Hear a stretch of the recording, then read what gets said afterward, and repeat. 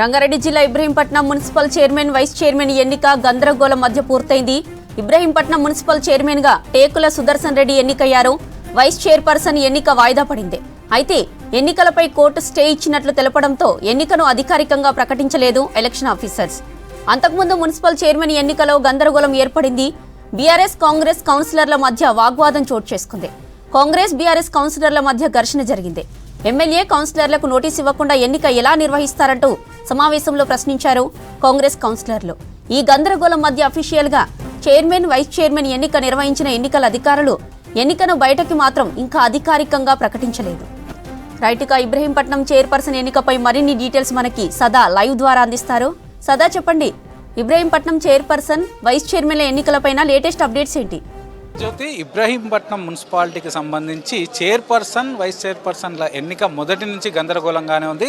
So ఇంత గందరగోళం మధ్య చైర్మన్గా బీఆర్ఎస్కు సంబంధించిన కౌన్సిలర్ రెడ్డిని ఎన్నుకున్నారు. సో ఆ తర్వాత వైస్ చైర్మన్ ఎన్నిక మాత్రం వాయిదా పడింది. సో యాక్చువల్గా కోర్టు హైకోర్టులో స్టే రావడంతో ఈ ప్రస్తుతానికైతే ఈ వైస్ చైర్మన్ ఎన్నిక అనేది పూర్తిగా పోస్ట్పోన్ చేశాము. ఫ్రైడేకి పోస్ట్పోన్ చేశాము. ఫ్రైడే మళ్ళీ తిరిగి ఎన్నిక ఉంటుందంటూ అధికారులు చెప్తున్నారు. సో నిన్న జరిగిన పరిణామాలు చూసుకుంటే ఆకుల యాదగిరి 19వ వార్డుకు సంబంధించిన కౌన్సిలరు. సో ఇతను నిన్న ఇక్కడికి ప్రమాణ స్వీకారానికి రాలేదు. మొత్తం 24 మంది కౌన్సిలర్లు ఉంటే దానిలో 19 వార్డుకు సంబంధించిన సో అతన్ని కిడ్నాప్ చేశారంటూ కూడా నిన్న వాళ్ళు పోలీస్ స్టేషన్లో వాళ్ళ ఫ్యామిలీ మెంబర్స్ డైరెక్ట్గా పోలీస్ స్టేషన్కి వెళ్ళి కంప్లైంట్ ఇచ్చారు. సో అదేవిధంగా వాళ్ళు హైకోర్టును కూడా అప్రోచ్ అయ్యారు. సో మా ఫాదర్ లేడు, సో అతను వచ్చేదాకా ఎన్నిక చేయకూడదంటూ హైకోర్టును అప్రోచ్ అయ్యారు. సో హైకోర్టు ఏం చెప్పిందంటే ఆకుల యాదగిరి వచ్చేంత వరకు ఎన్నిక చేయకూడదంటూ కూడా వాళ్ళు ఆ హైకోర్టు స్టే ఇచ్చింది. కానీ ఈరోజు మార్నింగ్ సినారియో అంతా కూడా పూర్తిగా మారిపోయింది. సో బీఆర్ఎస్ క్యాంపు సభ్యులతోటే, అంటే బీఆర్ఎస్లో గెలిచినటువంటి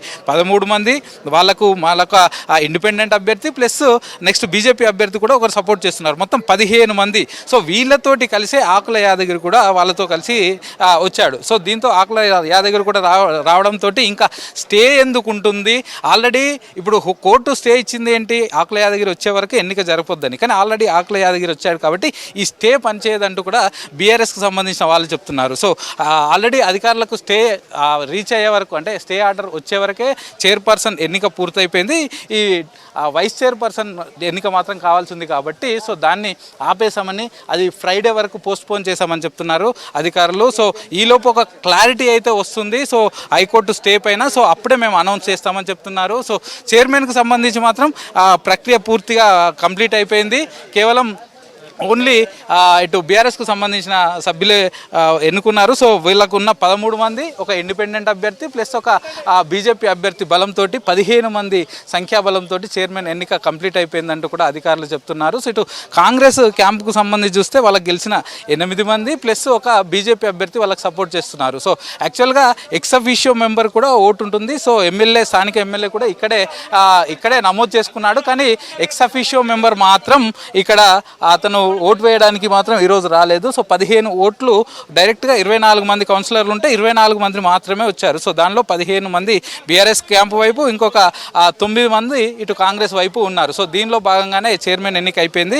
వైస్ చైర్మన్ ఎన్నిక మాత్రం ఇంకా పోస్ట్పోన్ అయింది. సో యాక్చువల్గా 11 o'clock వీళ్ళందరూ వచ్చారు. సో చైర్మన్ వైస్ చైర్మన్ల ఎన్నిక ఉంటుందని ప్రకటించగానే కాంగ్రెస్ సభ్యులు మాత్రం రహస్య ఓటింగ్ ద్వారా ఎన్నిక చేయాలి, మాకు కూడా సంఖ్యాబలం ఉంటుంది, సో చేయి ఎత్తడే విధానాన్ని మేము వ్యతిరేకిస్తున్నామంటూ మొదటగా ఆందోళన చేశారు. సో ఆ తర్వాత ఆ క్రమంలోనే బీఆర్ఎస్ వాళ్ళు కానీ అటు అధికారులు కానీ ఆ రహస్య ఓటింగ్ అనేది ఉండదు, ఈ ఇండైరెక్ట్ ఎలక్షన్ పద్ధతిలో చెయ్యెత్తడం ద్వారానే ఎన్నుకోవాల్సి ఉంటుందంటూ చెప్పారు. సో ఆ గొడవ, ఆ ఆందోళన సమయంలో ఒక హాఫ్ అన్ అవర్ పాటు పోస్ట్పోన్ చేశారు. సో అప్పుడు డైరెక్ట్గా అధికారులు వీళ్ళని కన్విన్స్ చేశారు. సో ఆ తర్వాత ఒక హాఫ్ అన్ అవర్ తర్వాత ఈ చైర్పర్సన్ ఎన్నికైతే కంప్లీట్ అయిపోయింది. ఇక మరోవైపు కాంగ్రెస్ కౌన్సిలర్లు అటు ఆందోళన చేస్తున్నారు. ఏంటంటే ముఖ్యంగా ఈ వైస్ చైర్మన్ ఎన్నిక ఈ రోజు ఉంటుందంటూ మాకు ఎలాంటి నోటీస్ ఇవ్వలేదు. ఒక 24 గంటల ముందు నోటీస్ ఇవ్వాలి. నిన్న పోస్ట్పోన్ అయిందని చెప్పారు కానీ అఫీషియల్గా మాకు ఎలాంటి నోటీస్ ఇవ్వలేదు.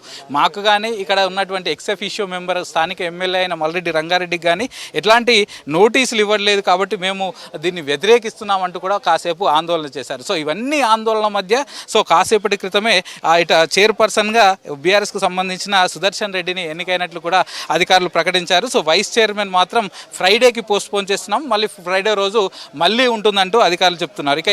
ఇక్కడ కొంతమంది ఇక్కడ స్థానిక అటు బీఆర్ఎస్ వర్గానికి సంబంధించిన కొంతమంది, కాంగ్రెస్ వర్గానికి సంబంధించిన కొంతమంది మమ్మల్ని లోపలికి పంపించాలి, ఇంతసేపు ఏం జరిగింది, అసలు ఏం గొడవ జరుగుతుంది, ఇప్పటికీ ఎలాంటి క్లారిటీ లేదు, మమ్మల్ని లోపలికి పంపించాలంటూ కూడా ఇక్కడ వచ్చి ఆందోళన చేస్తున్నారు. కానీ పోలీసులు మాత్రం ఎవరిని పంపించం. చుట్టుపక్కల సుమారు 500 మీటర్ల మేర ఇదంతా కూడా 144 సెక్షన్ అమల్లో ఉంది. నిన్ననే ల్యాండ్ ఆర్డర్ అదుపు తప్పింది. నిన్ననే ల్యాండ్ ఆర్డర్ సరిగా లేకపోవడంతో ఈ రోజుకు పోస్ట్పోన్ చేయాల్సి వచ్చింది. కానీ ఈ రోజు ల్యాండ్ ఆర్డర్ విషయంలో ఎలాంటి రాజీ పడే ప్రసక్తే లేదంటూ కూడా అధికారులు చెప్తున్నారు. ఏ ఒక్కరిని కూడా కేవలం కౌన్సిలర్లు ఎవరైతే ఉన్నారో వాళ్ళని మాత్రమే లోపలికి పంపిస్తాం, ఈ మిగతా ఎవరిని లోపలికి పంపించమంటూ కూడా కరాఖండిగా పోలీసులు చెప్తున్నారు. కానీ ఇక్కడికి వచ్చి ఇటు ఒకవైపు కాంగ్రెస్కు సంబంధించిన కార్యకర్తలు, మరోవైపు ఇటు బీఆర్ఎస్కు సంబంధించిన కార్యకర్తలు వాళ్ళందరూ వచ్చి ఇక్కడ అయితే గొడవ చేస్తున్నారు. వాళ్ళందరినీ లోపలికి పంపించాలి, అసలు ఏం జరుగుతుంది లోపల, అసలు ఏమవుతుంది మాకు చెప్పాలంటూ కూడా వాళ్ళందరూ లోపలికి వచ్చే ప్రయత్నం చేస్తే పోలీసులు మాత్రం అడ్డుకుంటున్నారు. సో ఇన్ని నాటకీయ పరిణామాల మధ్య, అంటే ఇన్ని గొడవల మధ్య మొదటి నుంచి ఇబ్రహీంపట్నంది అటు బీఆర్ఎస్కి 13 సీట్లు వచ్చినా కానీ వాళ్ళకు పూర్తి స్థాయిలో వాళ్ళకు దక్కదు, మేమే తప్పకుండా గెలుచుకుంటామంటూ కాంగ్రెస్ చెప్పడం. సో నిన్న మార్నింగ్ నుంచి ఇక్కడ వచ్చి ఇక్కడ మున్సిపల్ ఆఫీస్ పైన దాడి చేయడం, ఆ తర్వాత ఇటు ఆ ఎన్నికను పోస్ట్పోన్ చేయడం, అలాగే ఇటు కాంగ్రెస్ సంబంధించిన వాళ్ళు కానీ బీఆర్ఎస్ సంబంధించిన వాళ్ళు నిన్నంతా ఆందోళన చేయడం, ఇన్ని అంశాలతోటి ఈ రోజు పోస్ట్పోన్ అయింది. సో ఈ రోజు కూడా కంప్లీట్గా పూర్తయిందా అంటే అది లేదు, కేవలం చైర్పర్సన్కు సంబంధించి మాత్రం ఎన్నుకున్నారు. ఇక వైస్ చైర్పర్సన్ అయితే ఫ్రైడేకి పోస్ట్పోన్ చేశారు. సో మరి కాసేపట్లో అధికారులు అఫీషియల్గా వచ్చి ప్రకటించనున్నారు. అసలు కోర్టు స్టే ఏంటి, దానికి సంబంధించి వీళ్ళు ఎందుకు వైస్ చైర్పర్సన్ని ఆపాల్సి వచ్చింది, అన్ని అంశాలపైన మరి కాసేపట్లో అధికారులు వచ్చి క్లారిటీ అయితే ఇవ్వనున్నారు. జ్యోతి.